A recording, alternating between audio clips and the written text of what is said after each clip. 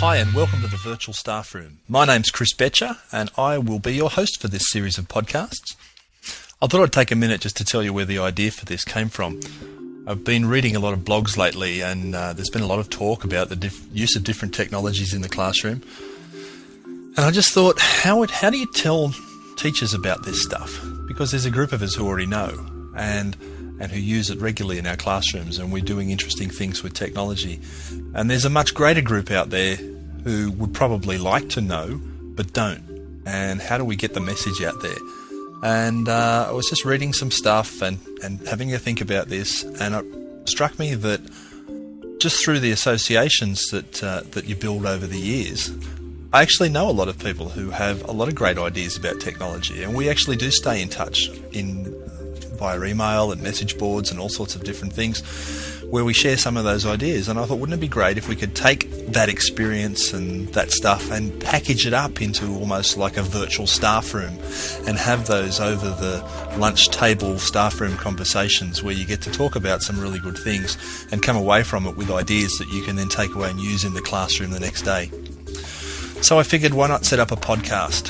Why not set up a series of conversations where I can maybe use some of this communications technology that we seem to have so much of these days and invite some of these very clever teachers who do some amazing things with their kids into this virtual space and just have a chat about what they do and talk about the different ideas that they're trying in the classroom. And maybe some of that can be useful and you can take some of that away and use it in your own classrooms. So that's where the genesis of this whole concept comes from. I floated the idea out to a few people and I had quite a number of them come back and say, yep, we'd love to be part of that. So I'm excited. I'm excited that we can get together and in this sort of virtual space do some sharing and hopefully give the rest of you some food for thought.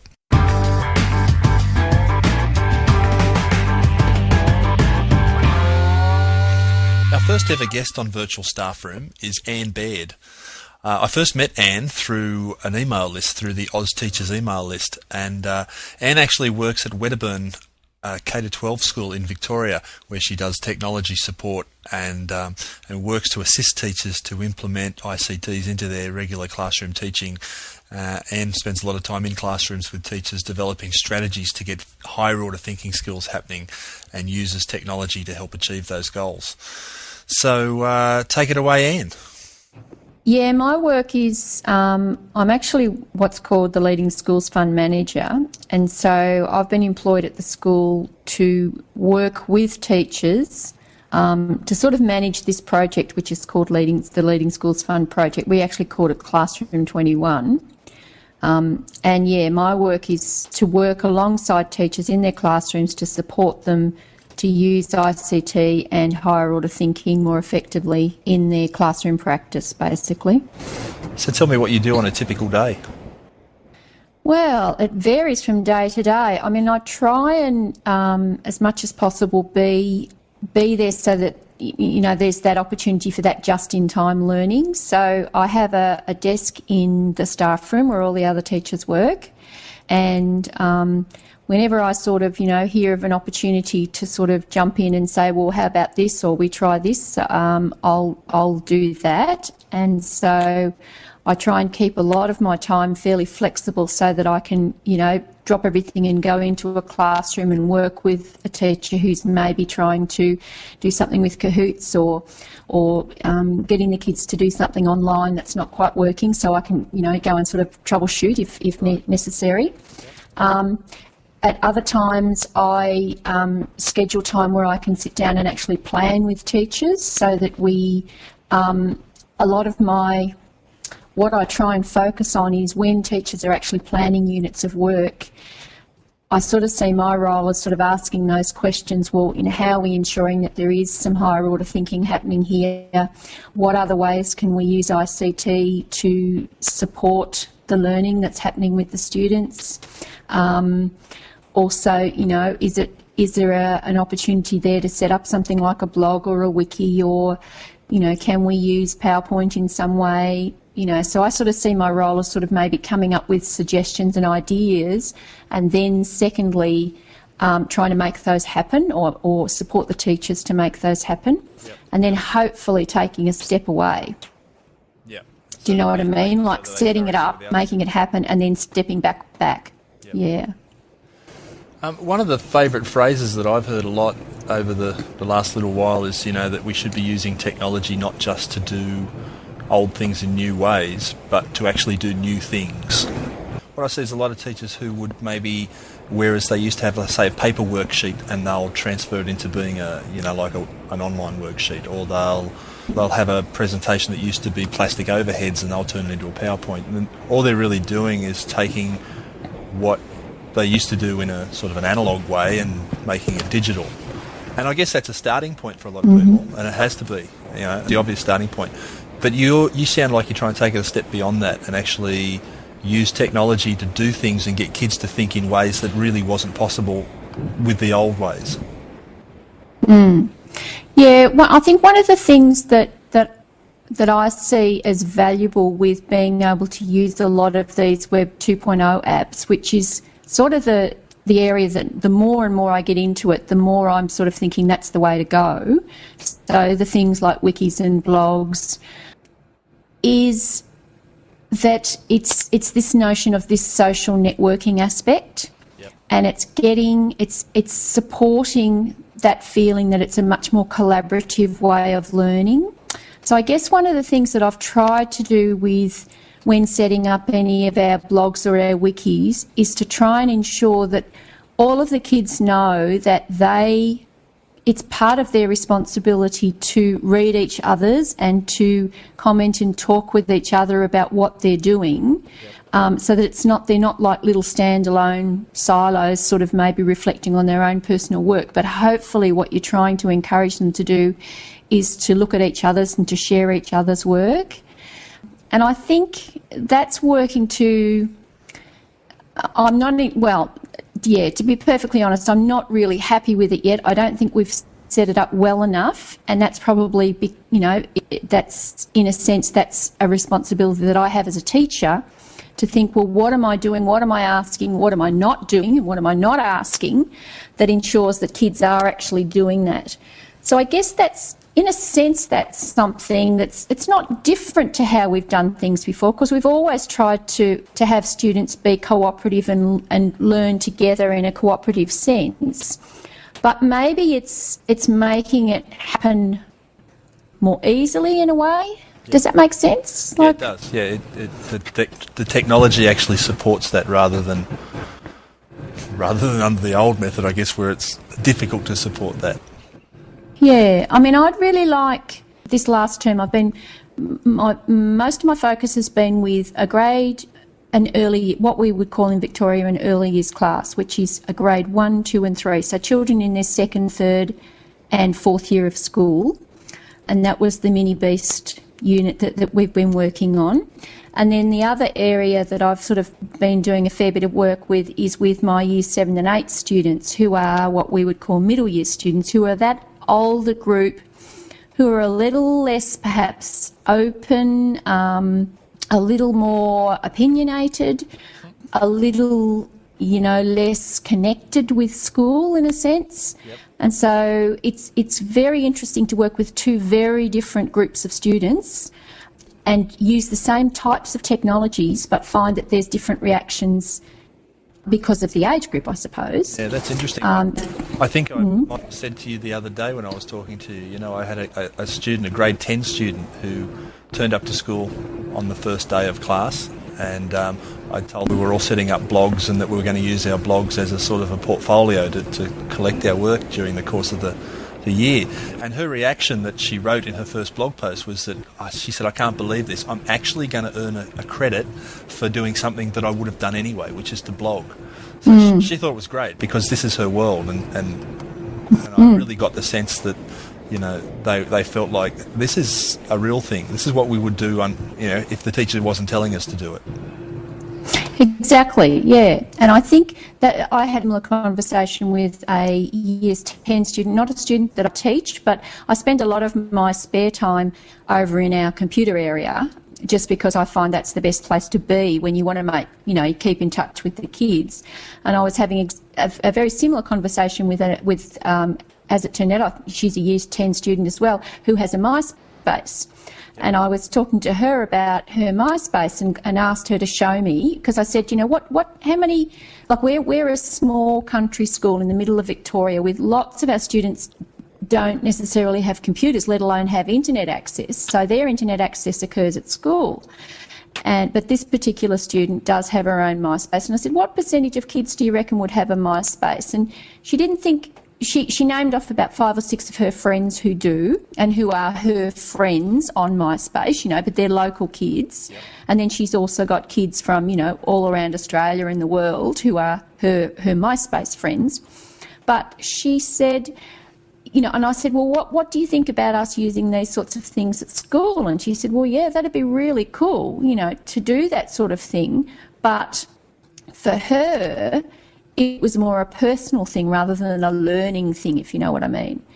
But I just wonder, how do we actually harness what is there and this excitement that kids have about putting themselves out there on the web, but make it so that it's valuable to them? Like it's got to be, there's got to be a purpose for it. There's got to be a reason for it other than, here am I, this is who I am, which is obviously important, but how's this going to help me learn?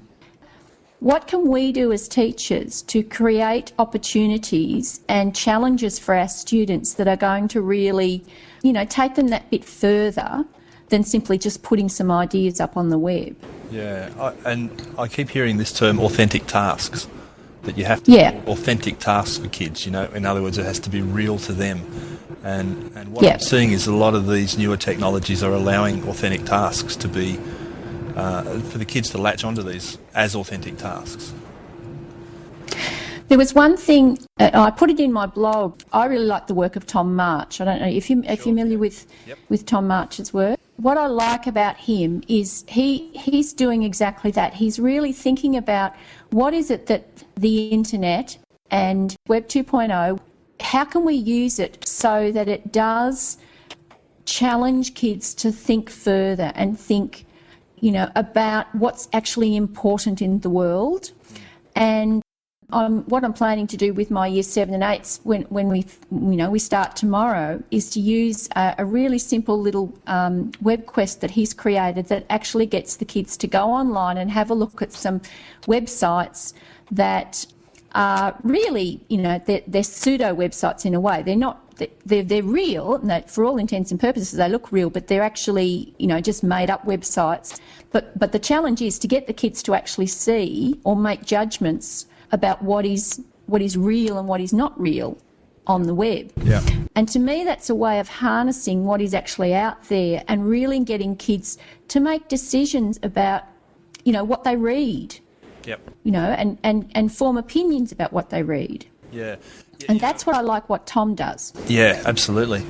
It seems to me, I heard someone say recently that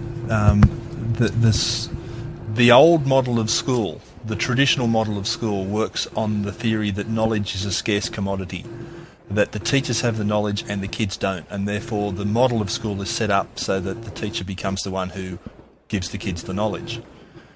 And I think we've moved into this era now where knowledge is not scarce. In fact, if anything, there's too much of it.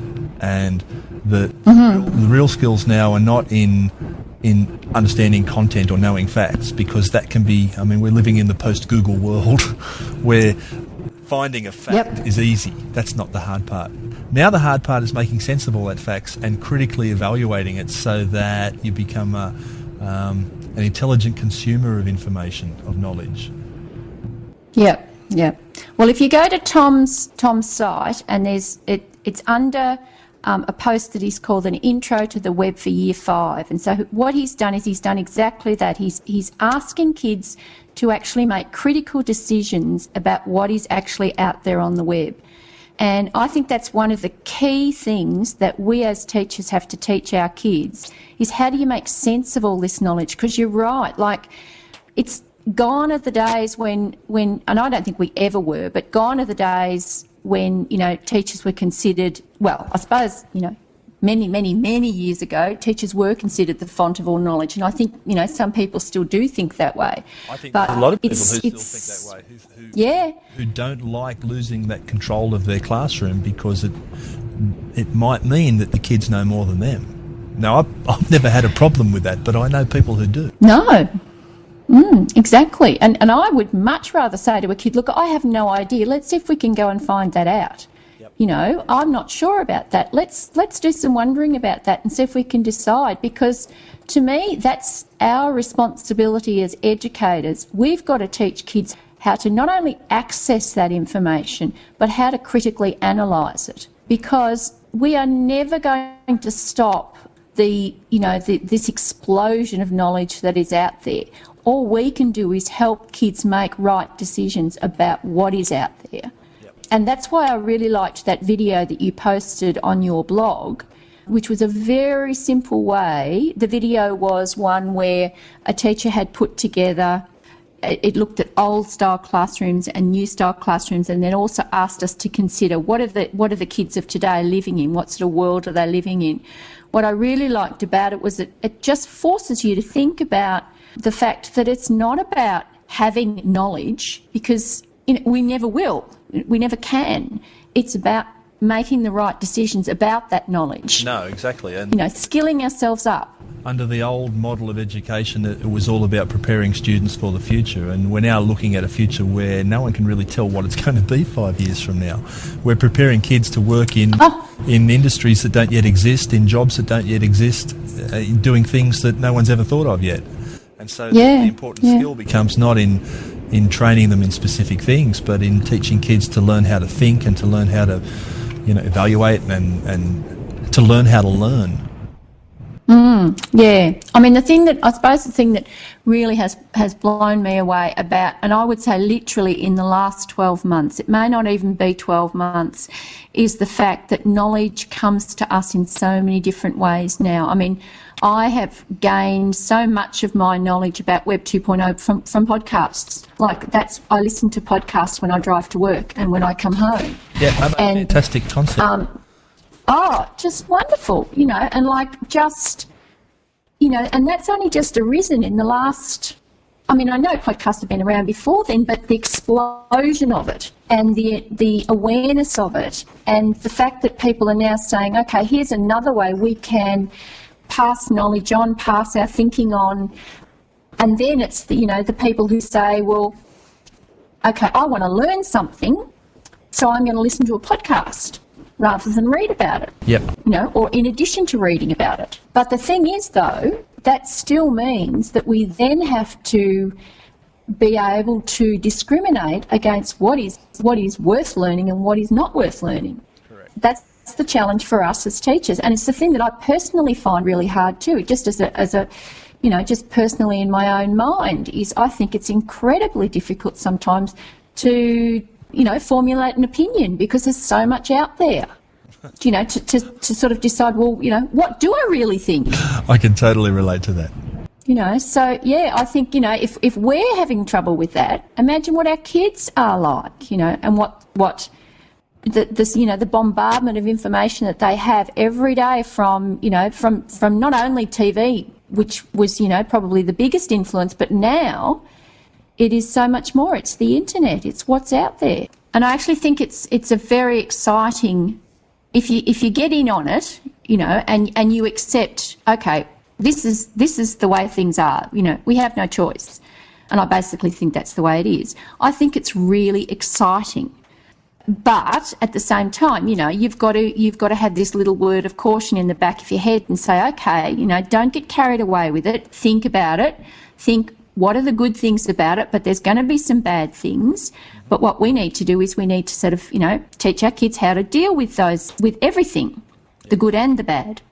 But I think it's a lot of fun. But I was actually just, when you rang, I was doing my writing in my blog, and I was just sort of saying that I think one of the hardest things is because there's so much out there, it takes so much time.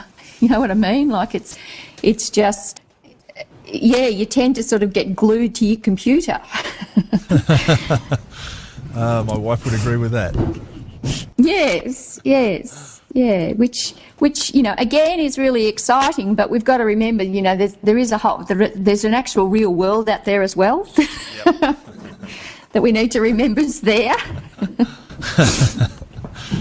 That's why we, like that whole other discussion about, online learning and, this notion of a virtual school where, kids would be able to log in from home and they would learn. I hope that never ever happens, because I just think it is so important that even though we've got all this technology, that we still need that face-to-face contact with kids. When you say things like that about, when you talk to people about the sorts of things that are happening in education, and people occasionally make the comment that, we won't need teachers in the future, as though all of this stuff takes the place of what teachers do. And if anything, I think we're going to need more guidance from teachers or from people who know to learn how to deal with this, to navigate our way through this. The bottom line is human beings are very social people, and even just chatting to you online is great, but it's not the same as actually meeting face to face. Just having that physical contact with people, and that's the buzz that I get when I go to school is having that face-to-face contact with kids at school that I would never want to lose. That's what being a teacher is all about, actually, is that relationship that you form with the kids. And you can't do that online. I mean, you can supplement it and you can support it with, emails and contact and chatting and all that sort of stuff, and even video conferencing, but it's still not the same as actually physically face-to-face meeting with kids. And, I just don't think that we will, I would fight tooth and nail to make sure that we never get to the point where we don't actually have a place where kids actually physically come to, teachers and kids come to meet, and to work with each other.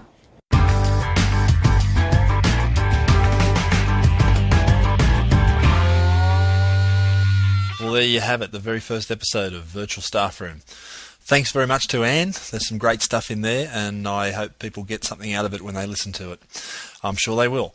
You can find more information on this project at www.virtualstaffroom.net, and we're going to endeavour to link some of the resources that you hear mentioned in episodes. So some of those blogs and things that Anne was referring to there, we'll try and make sure that the links are in the website so you can check them out for yourselves. We've got some big plans for future episodes. We're looking at some talk about blogging, podcasting and wikis from people who are actually actively doing a lot of that stuff in their classrooms. We're going to talk about interactive whiteboards with teachers who are doing some great stuff with whiteboards. We want to talk to people about the best ever IT projects they've ever done and talk about why they worked and why they didn't work, and that should be some good food for thought. There's some bunch of other stuff we've got planned for some future episodes, so we hope you keep listening and stay tuned. If you've got any ideas or suggestions for the show, you can contact us via the website www.virtualstaffroom.net. And on the website we're going to put some instructions up there, so if you're not sure how to do it, you can actually subscribe to this podcast, which means that if you've got something like iTunes or Juice or one of those programs that does it, it'll automatically grab each episode as soon as it's available.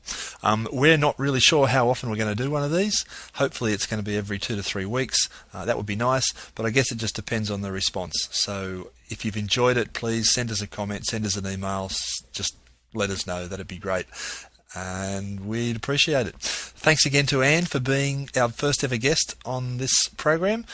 There was literally tons of great stuff in there, and I'm sure there's lots of ideas that you'll pick out of that and hopefully employ in your own teaching.